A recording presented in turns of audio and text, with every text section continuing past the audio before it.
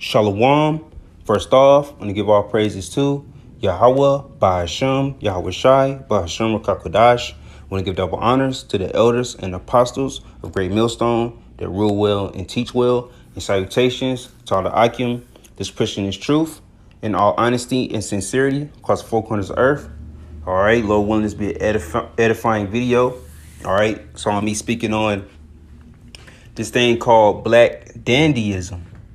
All right, and I recently found out about this term, all right, because of the Met Gala. That was the wear of fashion for this year's Met Gala, and it was based around so-called African Americans.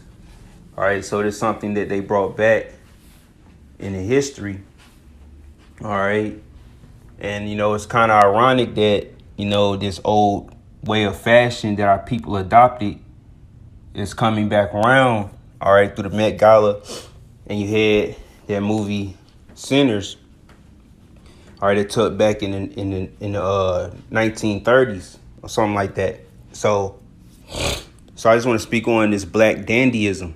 It says slaves to fashion, Black Dandyism and styling of Black diasporic identity. So Jake trying to find an identity amongst their oppressor, man. That's all this is, man.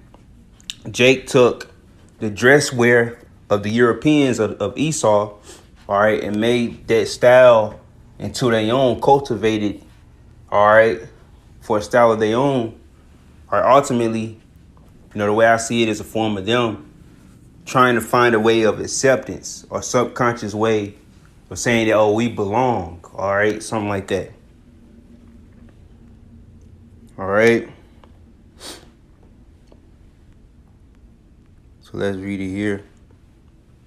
It says Black Dandyism is a cultural movement and fashion style in which Black people use clothing and personal style, specifically the historically European sensibility of the dandy as a form of self-expression and a way to address societal limitations. See, they felt limited in society, so they thought if they dressed up to par or dress fashionably, they'll basically conquer them limitations. All right, beginning in the late 19th century and early 20th century, after emancipation, with much traction, especially gained during the Harlem Renaissance. That was a big time period. Jake was on the up and coming, so-called, during the Harlem Renaissance. All right. Jake so-called found themselves within society, in way of fashion, all right, in business and all these different things. Almost like an establishment of them setting up Black Wall Street, different Black towns, So it was chosen as Met Gala's theme for 2025, see? All right, and I got a couple scriptures here. Jeremiah chapter 2, verse 14. Is Israel a servant? Is he a homeborn slave? Why is he spoiled? All right, from us being in here for a long period of time, all right, or the time that we've been here, which really was a short while, all right, we end up getting comfortable. We end up becoming a homeborn slave, all right? Speaking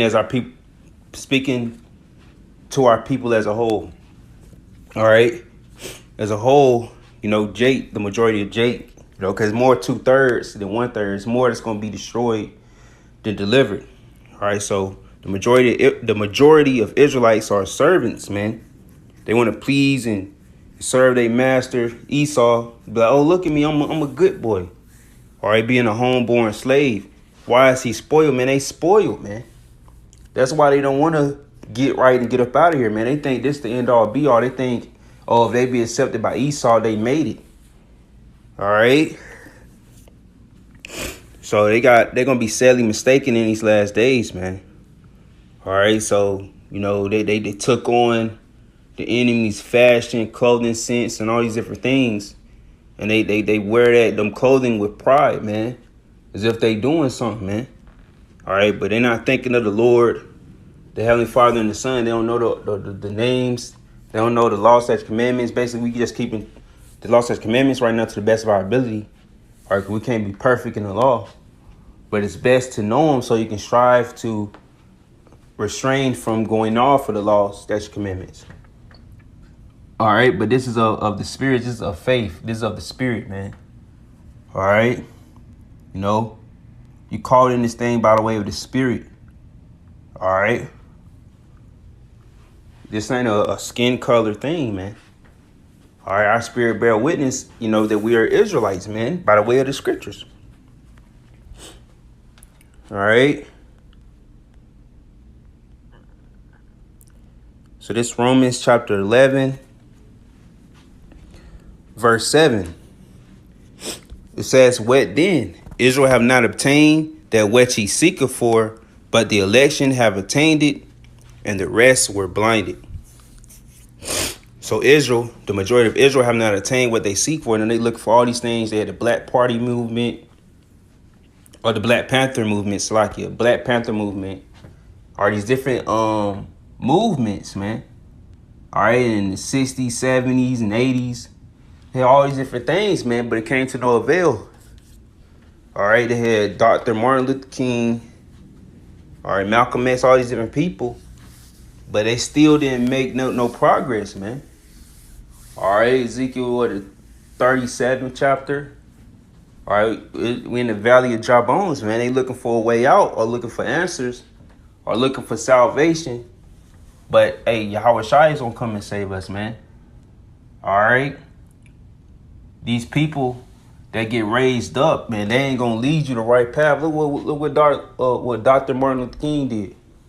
All right, he led you people to a burning building, man. But we know through the Spirit he had to spearhead that integration thing for us to be integrated, because that's how we're able to preach this truth, this doctrine. All right, the truth, the 100% truth on the byways and the highways without getting jacked up. So certain things had to play out through the Spirit, man. All right, so we understand why he was set up to do what he had to do. All right, so we can be able to push this ministry without no interruptions until Jacob trouble, until the family of the word come. All right, so Israel have not attained what they seek for. So, you know, they seeking for salvation ultimately in the spirit, but they haven't found it. But the elect found salvation by the way of the scriptures. The election have attained it. And the rest of the 2/3 are blinded, so like it. Verse 8, so I can finish it. All right, because 7 and 8 basically go together. It says, "According as it is written, Yahweh have given them the spirit of slumber, eyes that they should not see, and ears that they should not hear until this day." So until this very day, all through history. All right. Since the inception of us coming up here to Babylon the Great, all right, when it became Babylon the Great, all the way before its inception, you know, through the Spirit, we know of the Heavenly Father, but majority of our people lost their way. All right, so the Lord made it to where y'all had a spirit of slumber and y'all can't see or hear, man. The Lord wants y'all in that spirit, man, because 2/3 got to get judged, man. All right, the 2/3 of our people on this land, Babylon, America, gonna have to get judged. All right, because they keep doing things, repackaging them, trying to be accepted by the oppressor, man. But soon, man, this is gonna come to an end, man. We about at our wits' end with this, man. All right, pressure make a wise man mad. You really see what's going on. You want to be trying to fit in with the enemy, man. All right, but everything gonna come to a fold sooner or later. All right, but that's all I want to get. Lord willing is edifying. And with that being said, shalom.